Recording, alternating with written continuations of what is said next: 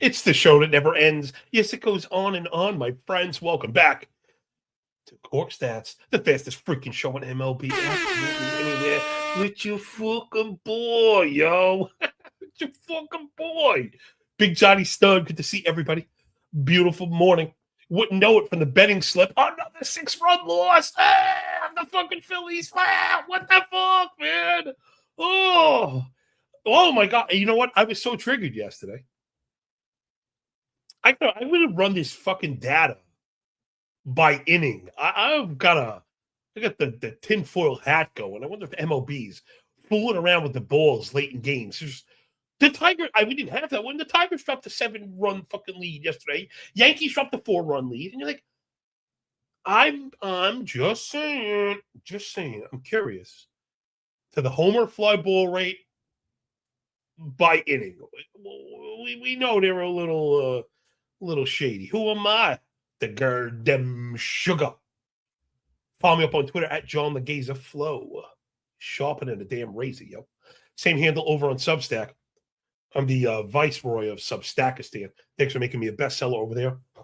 I have such a bad cold. Yo, please forgive me for the cough drop. I hate being rude, but I won't make this. I can't hear anything. My ears are fucking clogged. I was doing the flow days with the Sinugator earlier, that irrigation thing. I'm just all fucked up. Like my allergies are rocking me right now. All right, enough of that bullshit. Who cares about that stuff? Just don't be a cheap bitch your whole life. Support good people doing good work. $2 a week. Get your 5 pounds of shit in a 2-pound box. Remember, NFL stuff rocking and rolling. First Substack article is out. I really enjoy those. No bullshit. No fucking ads. No SEO. Fucking keyword bullshit.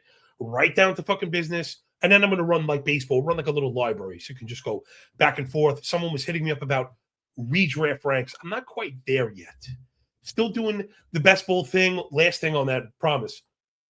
If you've never played before, now is the fucking time.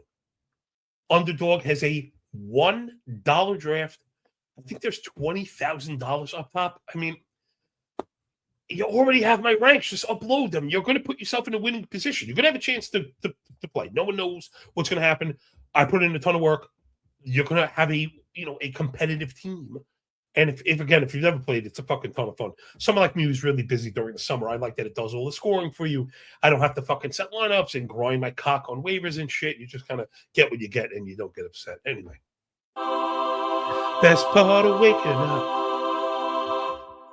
Pitching sheets up in the mug. Now, right off the bat, the story of today, aside from being late apologies, but MLB data is fucking dragging. I don't know if it has to do with all this pitching stuff. I don't know what it is.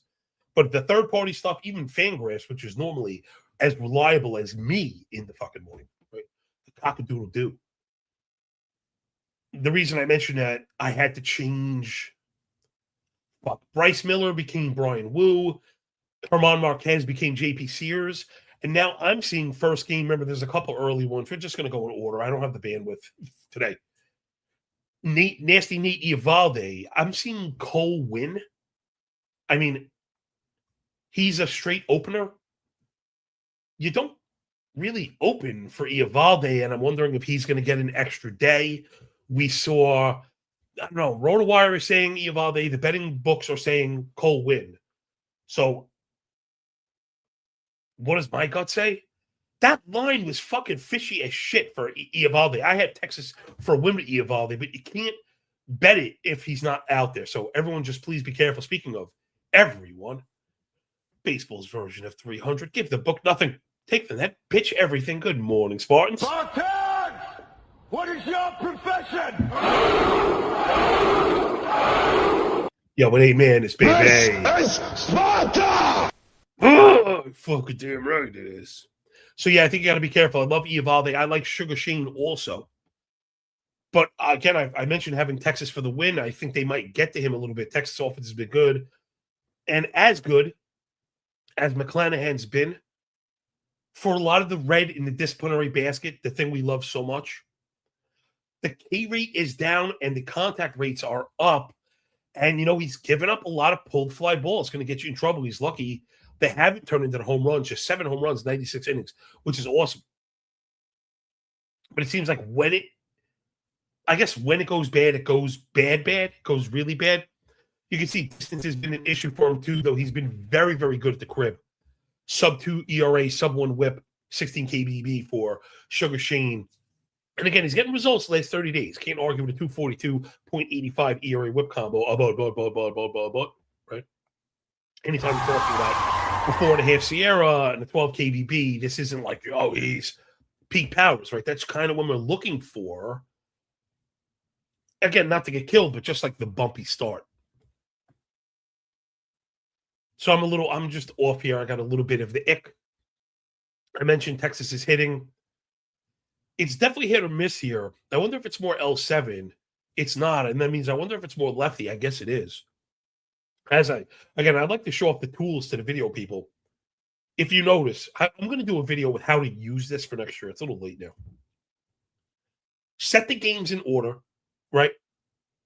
I have my screen. And remember, everything is fit on purpose.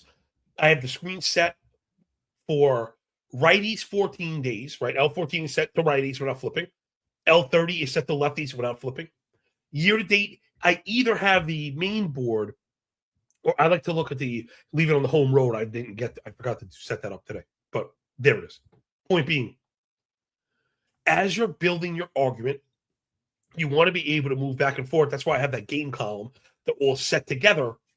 And I read right to left, which is weird in this, working my way back away from my face blocking thing. But this shit is all about templating and getting through the data as fast and efficiently as possible.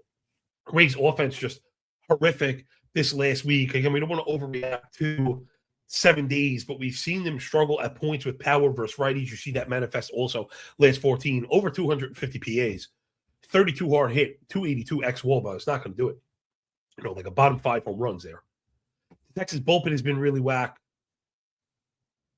So the 130 tells me we're not going to get Evalde. They're going to announce a bullpen game. I will re-rack the model. But I think the 157 minus 157 is still coming in a little bit too hot. So expect a lot of that today. We've got like openers and pitching changes and a lot of iffy kind of shit in the getaway day. Next up, Noah Cameron on the bump for the Royals with cheese. Going to be really hot with the wind blowing in up in Minnesota, to face Bailey Ober and the Twinks. Wind blowing in, normally a good thing for Ober or the fastball. He's right. He's a low velo, four-seam guy up in the zone. I meant to shout out my spawns. Josh Witt, of course, I didn't hear from you, pal. I hope if it did, try again. Legaze 12 Gmail. Jeff L doesn't work for me, brother. Sam, good to see you. Oh, love the new ones. I see Para Recon. If I'm not saying it right, feel free to make fun of me or spell it phonetically. I love these. T6D says, you got to twist the nipples. Of course you're going to twist the fucking nipples. What are you going to crank the fucking things? You're going to get yelled at. We all know this. We all know this. As much as we want to grab the fucking boobies, you can't grab the boobies. You got to be gentle with the boobies, and you finely tune the nips. That being an analogy for the model. B. Rose, Bay, good to see you. J. Main, sing for the nose. All my people up in the bitch, good to see you. Adonis, of course. And Trent, man, everybody up in here. Really do appreciate you. Kelb, what's going on? Yeah, seeing some from Tales on the show. I get a lot of that. Funny, I wish I was a little bit better at picking which games to bet. Maddie Williams is somewhere going, I told you, volume is key. I thought about this next season. Maybe if I opened up my daily allotment from 3 to 5% to 4 to 6%, it might not affect my road to ruin very much. And it might open us up to a little more volume. I mean, again, we'll cross that bridge when we get there. Usually double up, Dave. Good to see you too. I've been preaching the same thing. Betting straight is very fucking difficult. This is more about trying to solve a puzzle than trying to get rich. If you're looking to just straight up profit on straight betting, you should probably put your money in a money market, collect the 4.5% that you can get, max it out, take a little bit of, again, there's those nipples, take a little bit of what you were going to save and put that in like trying lotto bet every day. And that way you guaranteed locked in profit without working. Love that, right? We're all about efficiency here. And then, but if you were looking for the sports betting thing, then you could try and break the fucking bank every day. Again, I know there's boomers out there vomiting, but straight betting is the standard again, right now with the returns on money markets, it's hard to me, it's hard to compete.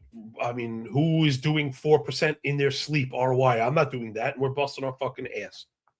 Anyway, Noah Cameron, who has really taken us on a roller coaster ride last year, rookie year, I mean, was very good.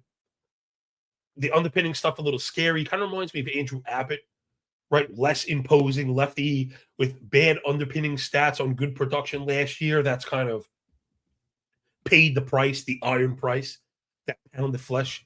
This year, 493 ERA, 141 whip for Cameron. All the indicators are north of 4. Now, there is a case that he's been a little bit unlucky. 67 left on base, 316 BABIP. You know, again, he's up in the air too much, maybe getting hit a little too hard. Again, you make your own luck. But the ball rate's in check and the walk rate's in check, enough swinging strikes. You need to get the CSW up or the chases, right? The breaking stuff is bad for Cameron. And I don't know. I'd like to say he was going to get beat up today, but I don't know what I think about the Twins offense. I have the model for a win, but they're a minus 143 fucking favorite. Big fucking surprise. You could see some of the splits starting to weaken. I was weakening splits or splits, apparently. But there really isn't anything to sink your teeth into with Cameron if you were looking to play the dog. He's been brutal pretty much everywhere. I guess he's done a little bit better on the road. But, man, the last 30 days, he's almost like asking for a fucking demotion. 618 ERA, 166 whip. The expected ERA almost at 6.5, KBB in the single digits. Meanwhile, Bailey Ober, I thought this guy was fucking washed. He's actually pitched okay at the crib, keeping guys off base. That's always been his thing. I worry about the home runs, though. I did mention the wind blowing in, but it is going to be 1,000,000 degrees. I don't know enough about weather. That was my determination this morning. I don't know enough about weather. You can see the home run problems for us lefties. 56 fly ball, 43 pull, 10 shamalama ding dongs to the lefties already this year. Then it's like, oh, so maybe we should go with the over. These offenses are both destroyed right now. You can see Twins haven't hit lefties for shit. Also, Byron Buxton, the only piece you'd want against lefties, he's on the IL. You flip side to the Royals. You're like, oh my gosh, right now, the Royals are hanging by a fucking thread. Bobby Witt is out. Vinny P's on the IL. Michael Garcia just had another setback. His season might be finished. Uh-oh. I don't know. I don't know. I wish I had someone else here to chop this one up with me. There was just movable forces versus stoppable objects everywhere you go. Two of the worst offenses over the last week as well. Max 78 WRC plus. Neither team batting over 212 in the last 7 days. What the fuck? But also, no one's getting outs in the bullpen. I have no idea how this one shakes up. I have no idea. Maybe it's like under early, over late. But again, I just don't know. And I feel like that's going to be the running theme today. Yo, Frankie, my boy. I got shit for you, man. I got shit for you, man. Now back to reality. I've got the Twins for a third of a run win, but at minus 143, I don't think it's worth the price. Next up, my boy Ryan Weathers on the bump for the bad guys. Yankees right around even money on the road to face Sean Burke and the White Sox. Minus 115 for the Pale Hose at the crib. Yankees also have the bullpen emoji. It's a monster entry. Bednar 2 of 3. It's only 30 pitches, but he's pitched like 5 times this week. Cruz, Hedrick, Blackburn, all 2 of 3. Angel, also 2 of 3. Tim Hill and Camilo Doval, 3 of 4. Yankees just kind of throwing the fucking kitchen sink at every game, waiting for one that's a blowout in either direction to get everybody rest. That's been their kind of MO, handling bullpens. I don't know if anyone's ever played. It's been a while for me. I'm fucking old. But if anyone's ever played like MLB The Show and played through a season, as silly as it sounds like to be learning from the video game, that was something that really stuck with me. Because when you overuse these guys, they get demolished or they get hurt. You end up even further behind, and the situation only worsens.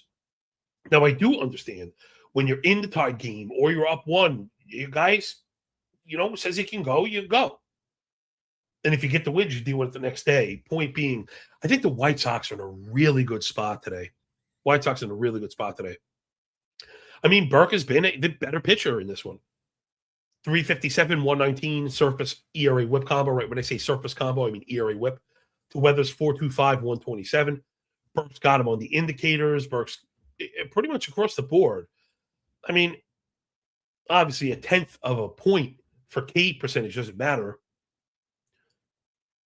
The command and control is better for Burke. Funny, Weathers has the lower walk rate, but for me, ball rate is the setup because Weathers not walking guys, not always good. If you're behind and you challenge and you lose, right, you get punished. You also see the first strike rate really low for Weathers. Watching him pitch very frustrating. It's frustrating. It is. The fucking bubbles. Frustrating. When he misses with the four-seamer, it almost always ends up in the seats. He's got 17 homers in 108 innings. Again, he's very tough against lefties, not so much against righties. I don't know how you don't like him today. He's been good on the road. I give him that, and he's been pitching well. He's not a bad pitcher. Ignore the ERA last 30, maybe end the whip with the Sierra at 2.8 and the KBB over 20. Those are generally the things we're looking for. Again, I don't think he's a gas can. But the Yankees have been hitting. I think maybe they busted that load a little bit. Because it's not like it's bearing out in the numbers here. Yankees are batting 199 as a crew versus righties last 258 plate appearances. That's a 252 OBP right there. 566 OPS with a 20 KBB as an offense. I don't want to say they've been lucky. They've converted the hard hit balls. There have been some of those, but they're swinging and missing too much. They're chasing too much. They're losing in zone too much. This is like Burke's wheelhouse. I think he shoves today. White Sox versus lefties has been a little bit of a weak split. A little bit, but they always do have the power, going. They're an aggressive team, and they pull a lot of hard hit balls, which is the best way to kind of do this, Shody. You know what I'm saying? Bullpen's even been good for the White Sox as well. Yankees coughed up a little bit today. You can see that walk rate starting to climb. A lot of times, I believe, that's an indication of the overuse, right? Also. So Boone's going to have to be careful. And I'm telling you, this one's early. I'm feeling like it happens. It happens. You just let it go. Let it go. Obviously, if they're up, they're going to push to win. I don't mean to say the Yankees are tanking here. But he understands the bullpen situation. If they're even down one, I think they're going to work from the back of the bullpen up. I think Burke is the guy on the mound. And I think the White Sox offense is at least comparable to this Yankee team. I mean, I was beating the drum for them because I thought people oversold them.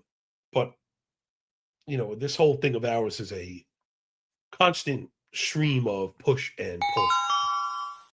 Next up, Javier Facade on the bump for the Baby Bears. They're even money on the road against my boy, Andre Palante, and the Cardinals. I always have a thing for Palante because he's a great archetype of the type of pitcher that can succeed without like insane stuff. And the reason that matters to me is because I'm a sucker for that shit. Show me the guy, he's touching triple digits, all the stupid advanced fucking stats and stuff. I can't get away from. But a guy like Palante shows you, with command and control, without offering free passes, and an ability to just hammer the fuck out of the lower third, non-stop, bang, bang, bang. That's what I love about it. It's all right. What do you want to do, bro? What do you want to do?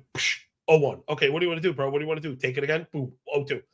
So you're constantly in the position of being behind or weak ground balls, and he, this is the best version of a guy like him. This is when you ignore the swing and miss. What are we looking for? First strike. Got to get ahead. Check. 64%. Can't be offering free passes. 37 balls, sub-7 walk. Check. And, of course, tons of fucking ground balls. 55. Check. But also sub-17 line drives. I mean, the entire elevation array, right? So this is another one, too. You don't get this with the filter queen or the chief jiggling officer or the fucking, Momo with the fucking stupid bowl haircut or any of the fucking bucket herbs or any of these fucking Momos. You got to think of elevation. It's not like fly ball, ground ball. Doesn't really work that way. Because there are ground ball pitchers, guys, that you could validate with the number where the line drive rate and hard hit rates are too high, where we wouldn't be buying even like a BABIP situation, right? It's not the inputs that we're looking for. When you put in the inputs, right? Strong inputs into the máquina, strong input, strong output. Conversely, garbage in, garbage out. Think of the whole thing as a ray, right? Ground ball, line drive, fly ball is a ray, that elevation spray. But you then need, like, absolutely paramount to be adding the extra levels of nuance when it comes to hard hit and contact, right? These things absolutely fucking matter. Where are the misses? I mean, Palante, this is like the most elite ground ball profile ever. Now, that said, what's the problem? When you back a guy like him and the ball's in play all the time, it could find grass. You hope with a good defense, and because they're so weak hit. I mean, sub 29 hard hit on Fangraphs, sub 34 on Savant. Remember the important differences between those? Back to the big no. Sorry, because this shit fucking matters. This is one of the big mistakes people make. This hard hit rate. Okay, what provider? And they give you a stupid look. You ask again, and you get yeah, of course. Fangraphs and Savant, they both call it hard hit rate. They're not the fucking same. They're not the same. And a guy like Vlad Guerrero would be famous for leading on Savant, which is a raw metric, right? Raw 95 mile an hour, opposed to Fangraphs, where he'd be relatively low. They use hang time in a proprietary algorithm. And there's like a human also kind of grading these things, where you smash a ground ball at the third baseman, they don't want that counted. So, yes, they absolutely matter. Yes, you should know where these numbers are coming from and what they're telling you, man. Nuance of context dripping out your nose when you roll with us. Then you get Facade, who I think he's kind of pitching out of his skis, though the indicators, most of them, I should say, are screaming. Although I have a formatting issue here. Why anyway? Oh, it's because the other guys are so wild. Okay, sorry. I was wondering why the Claude was red for Assad, because Barco and Louder, we're going to get to them, are fucking everything up for everybody. Assad is one of the worst disciplinary profiles. Now, he's a good example of a guy. All right, the first strike is there, the ball and walk are there. I'm not going to misframe. However, right, but look how all the balls are hard hit. And the misses with the lean towards the upper elevation of fly balls in combination with hard hit, 41 hard hit, Fangraphs, 48 hard hit, Savant, right, opposed to 29, 34, is what leads you to double the home run. So Assad and Palante, if you ask the filter queen, she'd probably tell you they're very much alike, right? And you ask the, knuckle dragging freaking barstool clowns, like they'll tell you the same thing also. They don't understand what they're talking about, right? They try really hard, right? They're trying hard, but they're not very bright. They don't have good information streams. They don't care about pushing this to the edge. Remember, we're constantly in a fucking battle with the algorithms and the fucking quants and other people listening to this shit. Like, you know what I mean? The battle can't end. You need to get a little bit better every fucking day. The second you stop doing that, we're going to pass you, right? That's how we fucking do this shit. For real. The most important thing to me. It's unsolvable. So we just want to be relatively in the best position ever, or whatever. Sorry for I hit that fucking flow state. I start getting aggravated. The state of baseball and shit is just crazy right now. So yeah, we want to be attacking Assad. He's terrible on the road. And I think the low ERA is just begging for regressing. Now the Cardinals offense is probably the hang up here.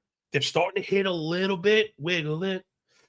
And the Cubs have been hitting too, so that's the big issue here. Watch, I'll highlight those two. L7, you can see what I mean. Cubs are rolling right now, rolling.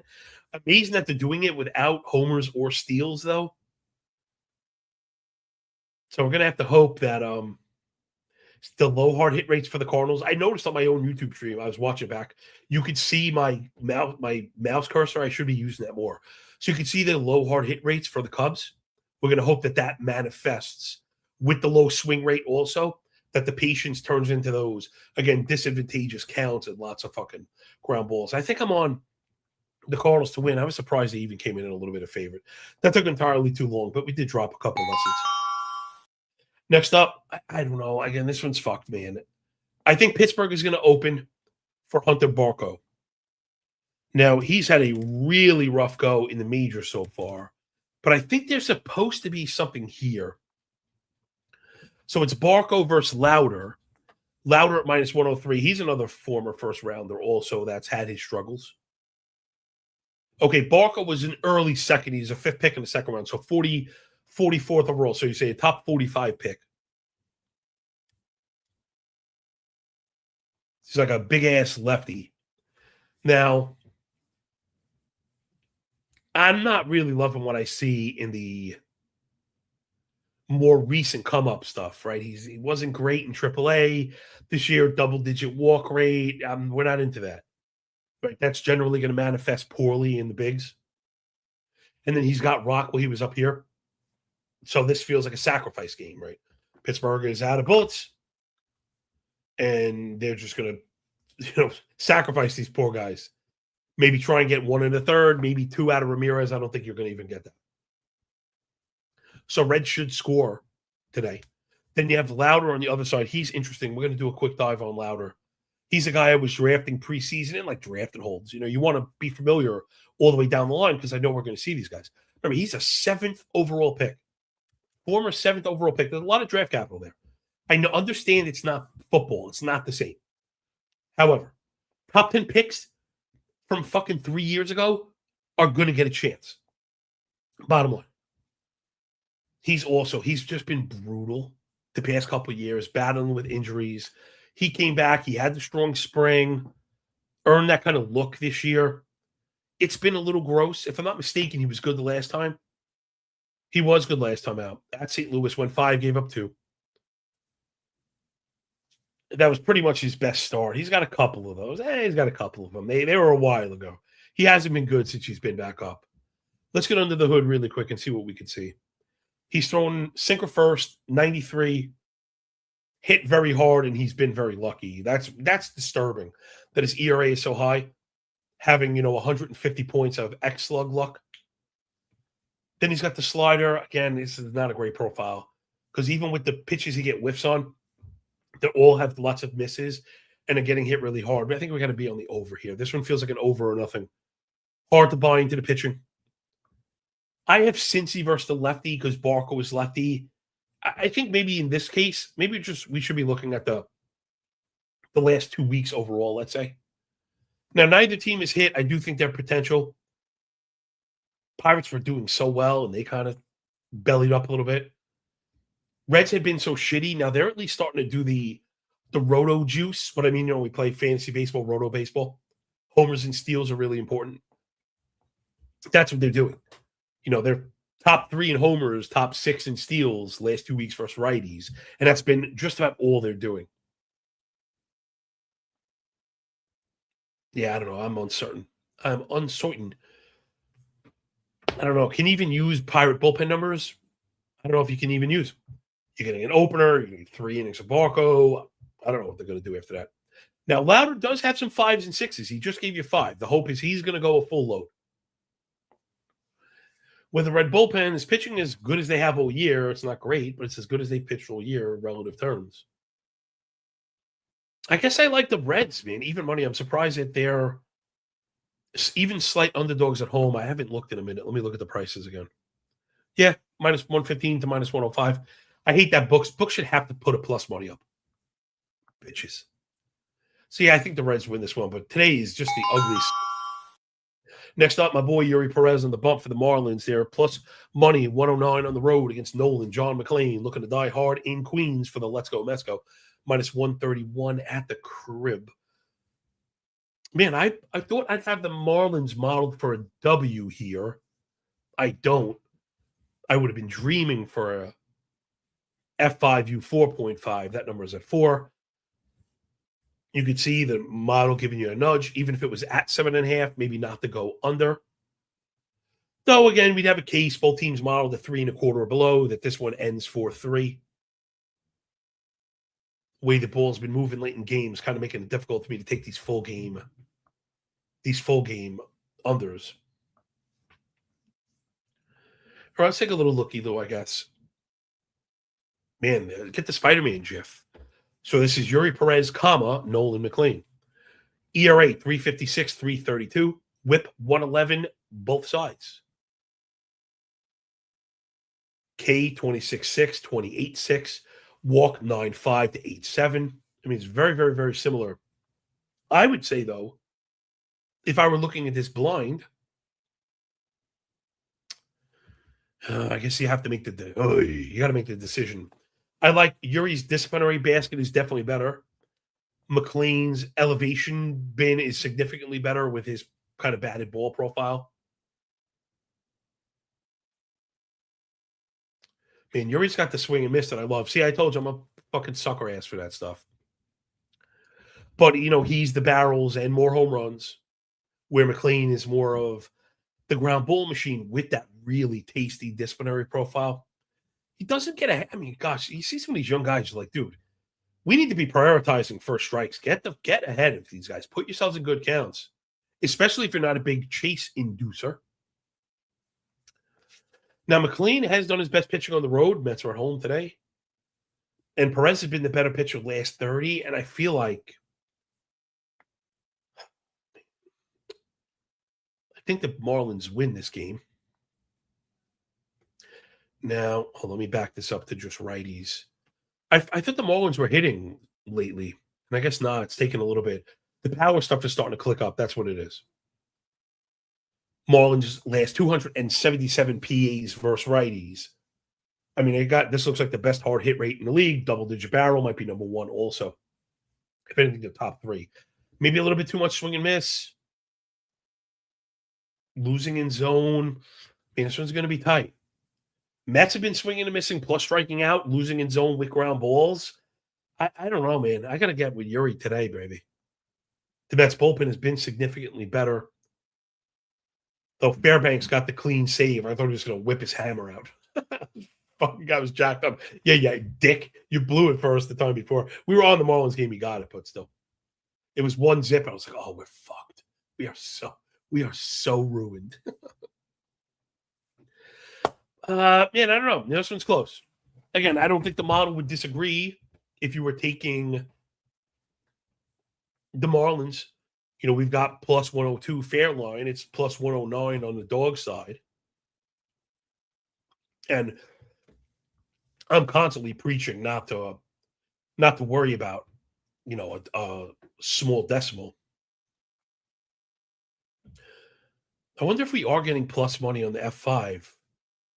Okay, we are. I would go that route. I would go Miami plus 106. And just in case you were wondering, the F5 just dropped to 3.5, by the way. Damn. So I don't know if I'm going to get there because I'm not really feeling very lucky lately, which is maybe why I'm losing because I'm not betting the things that I should. But Marlins F5 feels like the play. Avoid the bullpen, lean into the strength, and just look to scratch one across. The run line on the Miami side for them, it's a little pricey. It's minus 138 getting the run. I don't like giving up 45, 50 cents on that. I think that's too expensive. Next up, Jake Swervin Irvin is back.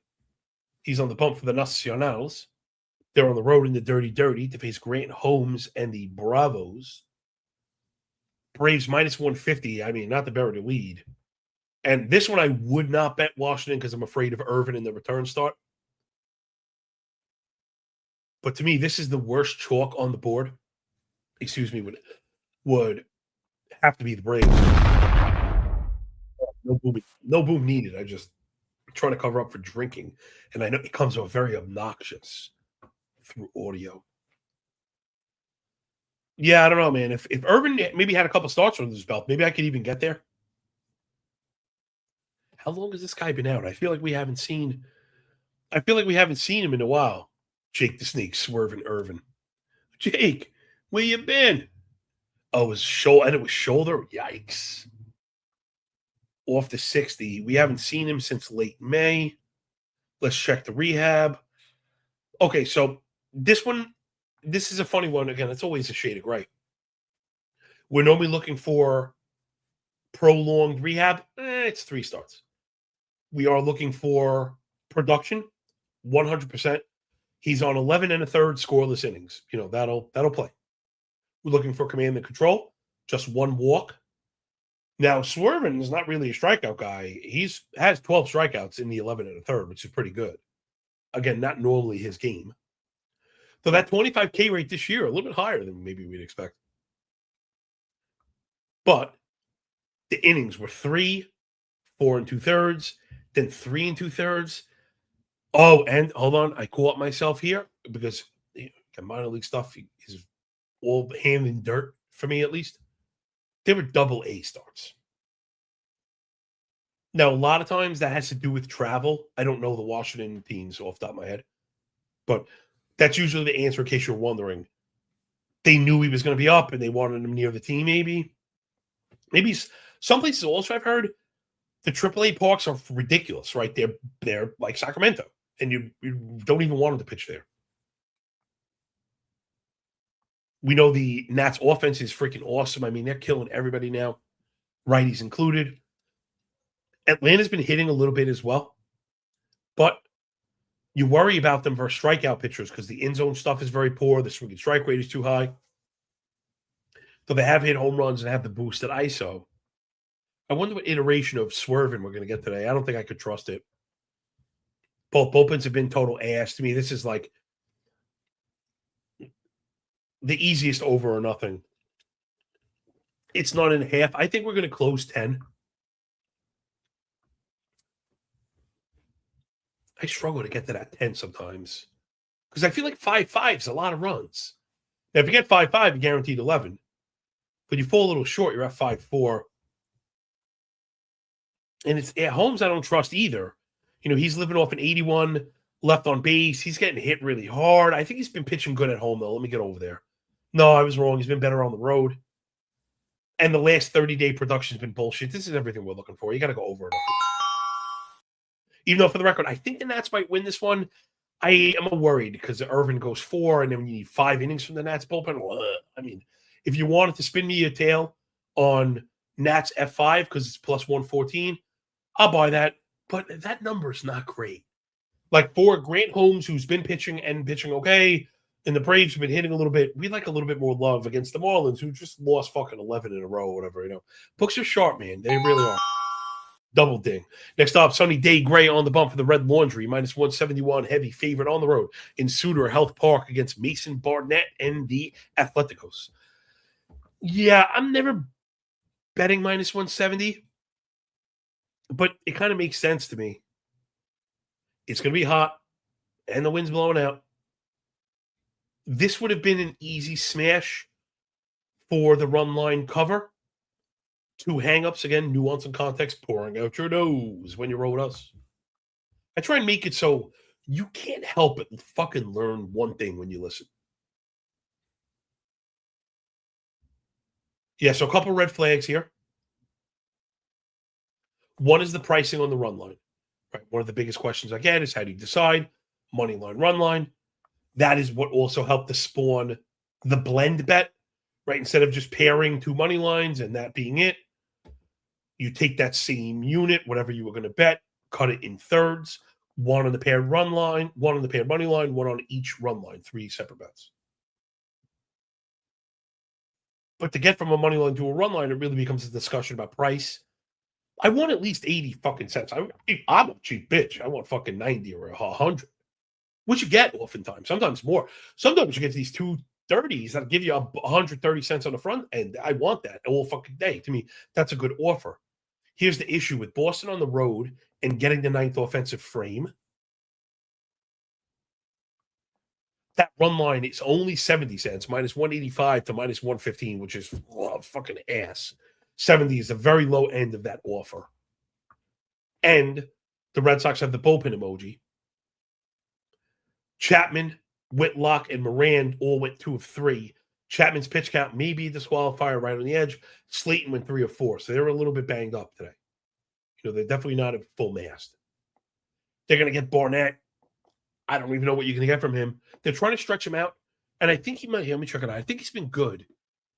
But I don't think you can even project 5. I'd be surprised if his out prop is even 14.5. Fuck, now that I said it, I have to look. Let me see if I could just check. I have a prop shop that you could like search by name. No, he's not even up there, motherfucker. Okay, as far as Barnett, they are trying to stretch him out. He went 3 1/3 last time. was at Minnesota. He gave up 2 to a very bad Minnesota offense. Right? So not great. He also only topped out at 54 pitches. You want to get him to 70? You have him even over past 4 innings. I don't have him coming out for the 5th. The Athletics also have the bullpen emoji. And it's brutal for them. It's worse because all the pitch counts are much higher. And they have a worse bullpen to begin with. Hollywood Hogan Harris, 2 of 3. Elvis Alvarado, 2 of 3. Jose Suarez, 2 of 3. And then Hayden Junger for 2 of 3. A's bullpen was, giving me agita in the first place. I don't want nothing to do with that shit. So I think the cover is still in play. But if you notice, we're over 4/5 of a run. When you're over 0.8, it's strong. This is a very strong money line play. This feels like one of the few times where I say, like, do you pay minus 170? Maybe. I don't know. Maybe. Some people play these F5 run lines. You have to cover. You have to be ahead through 5. That number's minus 125. It's even worse than a full game. Fuck you. Fuck you. I don't like having to be up through 5. The pressure is on. You're losing immediately. It's like you're taking on a bet where you're losing halfway through and you're paying juice for that. To me, there's a little bit of misplaced confidence in that. A little bit. All right, come on. Next up, Robbie Ray on the bump for the Gigantes. They're plus 109 dogs on the road against JP Sears and the Friar Tucks. Now, this one I was a little pissed because I had San Fran for like a decent win when I thought it was Marquez. The move to Sears tightens it up a little bit. Now, anytime we have an underdog favored outright, there's absolutely a strong argument for it.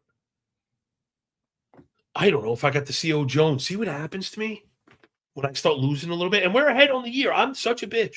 But you know what again, I am supremely honest.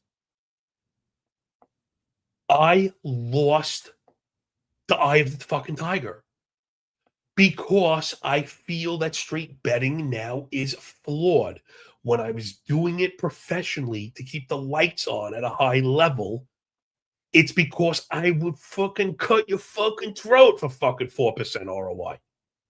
You were grinding our dicks off for that.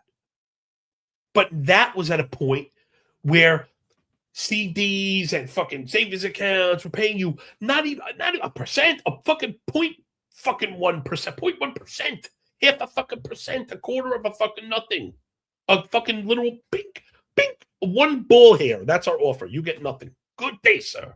You stole fizzy lifting drink. You bumped it to the fucking ceiling, and now we got to clean it. You get nothing. It's the truth, though. So as I've gotten away from, like where I think the plus EV macro meta strategy is, I don't think it's straight betting.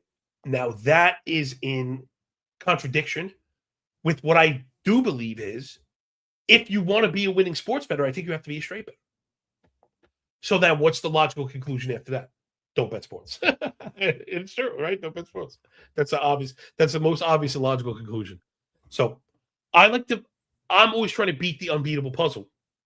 I got to take it very seriously, and I care more than I should. Because my money is tied up in a fucking money market. That's where all the money is, because I'm guaranteeing myself fucking the same return I got to grind my cock off for. In fact, if you were listening to the show last year, I was talking about becoming like a lotto fucking service where my plays were just going to be lotto picks, because that's what I was going to be doing. I'm not doing that. I'm low betting straight stuff. So like, I don't care if I win or lose. It doesn't mean anything to me. I could take the whole fucking bankroll and flush it, because that was the intention in the first place, right? Like I explained, I don't give advice that I don't fucking take. So now let's get it back into trying to beat this market straight. I think the answer is you got to go with the underdog if you're getting him at plus money. Ray is a fucking headache to watch, man. Don't watch him. Don't fucking watch him. But he's got the better stuff over Sears. I think Sears may be getting away with a little bit of bullshit. You know what I'm saying? 386, 118 surface combo for Sears. But, come on. Single-digit swinging strike. Although Ray's not far behind him. And Ray with the fucking command and control is so bad. He's such a bastard with that, man. But I'm not buying Sears. I think Sears doesn't have good stuff, but it seems to work, man. He gets away with a lot of hard hit balls. It's always been the fucking case with this guy. If you're playing Ray, he's going to mow over your lefties, and the righties are going to feast. Makes me worried, of course. San Diego is starting to hit, and the righties are the guys that do it. It's Tatis and Machado. Even France has been hitting. Maybe you'll get a break away from Merrill, but now Luis Rengifo is fucking hitting too. Go fucking figure. I don't know. Maybe I should be leaning towards over here. I think the answer is Robbie Ray, and is Robbie Ray ever the correct answer? I mean, this is fucking gross. The Giants have hit lefties though. I think that's maybe a saving grace to get at Sears, where the zone contact is good, lots of pulled line drives, and enough barrels, extra base hits, a lot of things that we like. The OBP is low because the walks are low. But Padres are maybe equally as scary, and their L7, I imagine, is through the roof. Actually, it's the Giants that have surpassed it. They really started hitting lately. I thought they would go in the tank after losing Casey Schmidt. It hasn't been the case. Can they have good hitter? That was my point in the beginning when everyone was like, "Oh, the Giants are the fucking worst lineup in the league." No. That's not fair. You can't have Willie Thomas and Rafael Devers and Jung-Hoo Lee and Bryce Eldridge be the worst in the league, and Casey Schmidt at the time. That's just not the case. Are they better than the Padres? I don't think so. And now the Padres are starting to pitch to the back end of the games.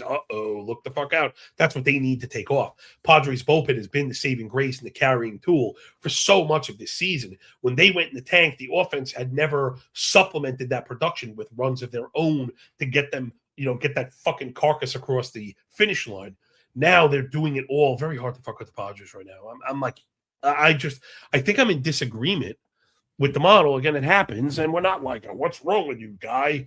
But it's telling me you bet the rate, you hold your nose and bet the race. I'm telling it, I'm afraid. For the first time in my life, I'm afraid, Fuck, man. And then even the over, it's pumping the brakes on the over. However, and there's a little nugget in here. Look, you can see my mouse cursor. This is actually a very good example in how to read the model. Both teams are modeled right around 4. I know it's just a cunt error of a BIP.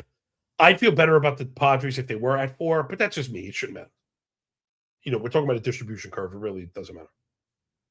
With the Giants, shade on the 4.25. Again, I'd feel better about them at 4.25, but it doesn't change the point here. When you add them together, right, you get this total here. That's what our projected over-under is. Combination of the two projected scores. Now we're at 814.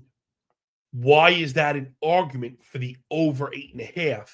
Is because theoretically, we're drawing so many 4s and so many pairs of 4s that in this case, 4 plus 4 actually equals 9, right? If you get 4 on both sides, you guarantee the 9, right? Obviously, the best score you could see when you have 8.5 is 4-4. You wrap the fucking bitch up and close the computer. So I think that even though I was saying maybe I'm saying the model is not saying hit the over, I didn't digest the numbers well enough because all I did was make the mistake other people do. Would say, 8.14, that's below 8.5, so we can't go over. Now, remember, these two numbers could be different enough or, have enough of a difference, I should say, that it wouldn't work the same way. Where if the Padres were really low, you wouldn't be expecting them. And let's say the Giants were closer to 4.5 with the Padres closer to 3.5, you could get the same total, but implying more of a 4, 3, some 5, some 3s. That's just how these things kind of hash out. And last but not least, this one got me too. I can't fucking believe it. I can't believe it's the year of our Lord, 2026, and we're really doing home away splits are the most important part of this handicap. Do I believe it? I don't want to admit my thoughts because I would say no, you motherfucker. But am I running to the window to bet on the fucking Mariners at plus 129? No. Well, I'm pussy. Because I'm pussy. That's why. I'm afraid. Again, I'm afraid. I start losing and I get afraid. All right, Bryce Miller's on the bump for the Mariners. They're plus 130 dogs on the road against Roki Sasaki and the Trolley Dodgers in Hollywood. Always up to no good, minus 156 for the boys in blue. Look at Woo stuff. Now, I buried the lead. Well, I guess I exposed the lead. Talking about the home road stuff because Woo clearly the better pitcher in this one. Now, Sasaki's kind of turned it on, and I think that's another part of my issue with the handicap. Maybe the model's not accounting enough. Like, I don't really weigh, right? We don't want to overweigh the most recent stuff, but he's been so great in the most recent stuff, and he's a really highly talented guy that I worry it's a sign of the trajectory to come. That said, he's also done this before. He said rolled for a couple starts and went right back in the tank. Maybe that's part of it. Maybe he's a high ceiling, low floor guy. He's not that far into the career. We're not sure, and we had the little break. Anyway, Woo, hashtag fantastic fucking pitcher. Just fantastic. Forget the 4.37 ERA. He has a 63 left on base, 295 BABIP.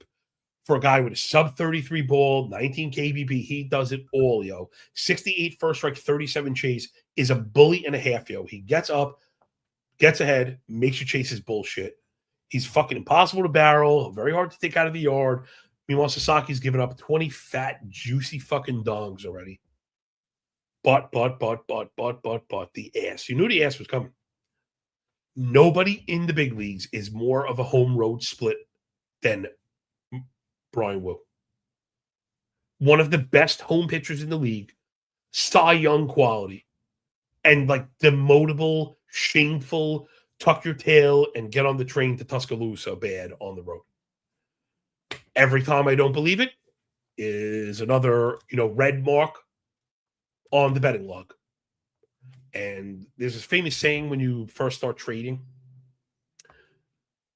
you could choose to make money or you can choose to be right, but it's very difficult to do both.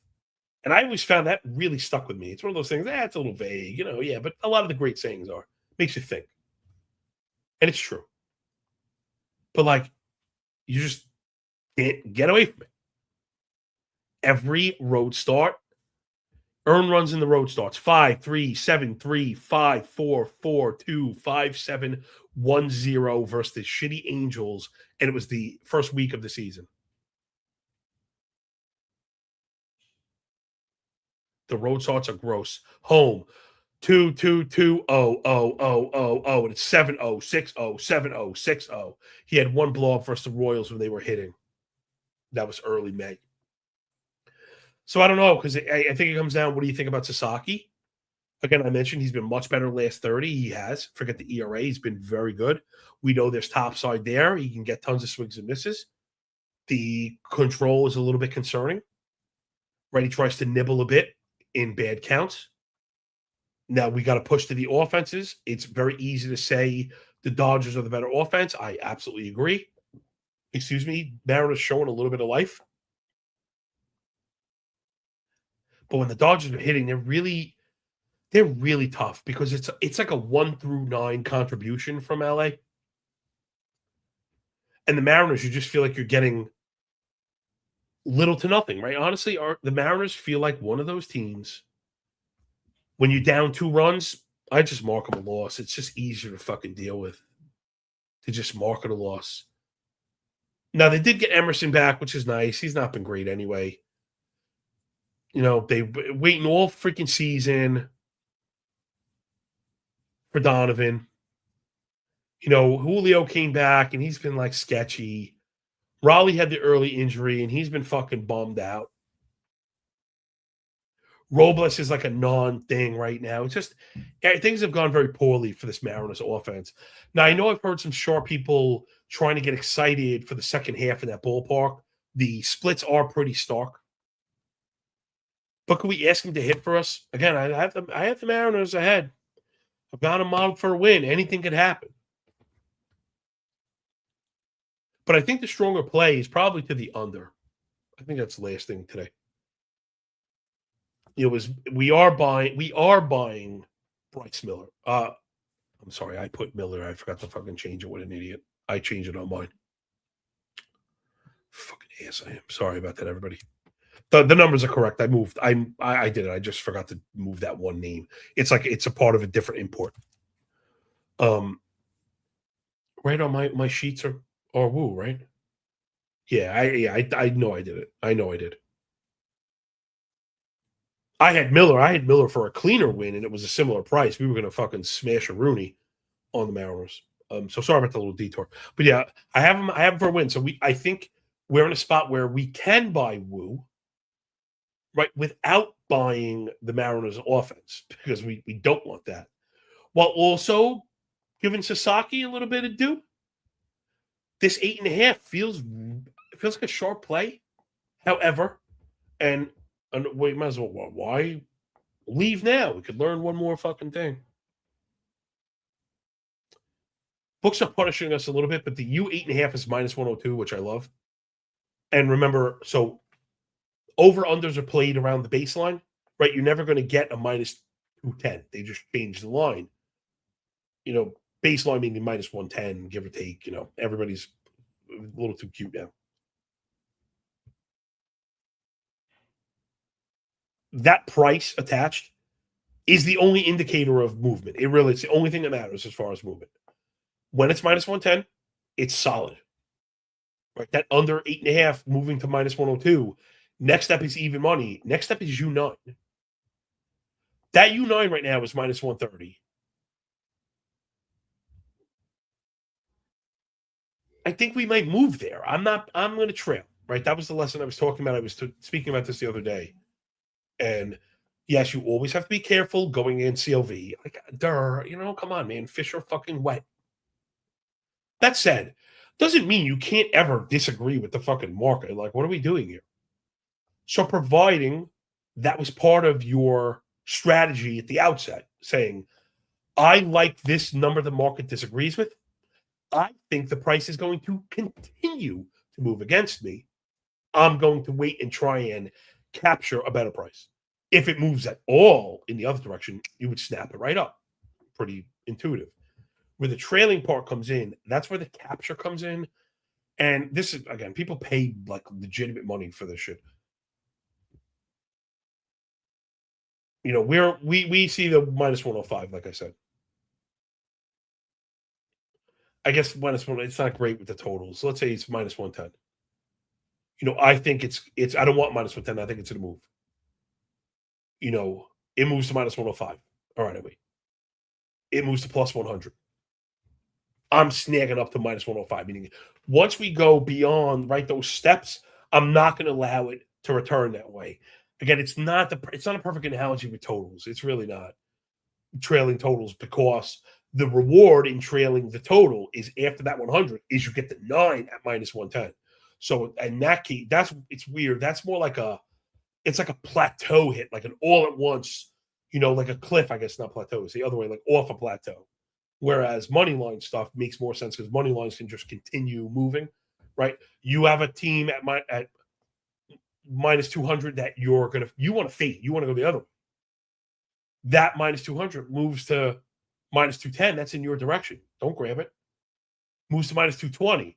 Now you're not going to let it get past that minus 210 in the other direction. I could do a better job, but every so often we talk about this stuff. Anyway, enough of that shit. Appreciate you all for checking out the show and jumping in the comment section and getting us over 1,000 fucking YouTube subs. Oh, man, how about that shit? Somebody's digging this. Let's fucking go. Can't believe it. Double Up Dave, Jay Bird, I see you.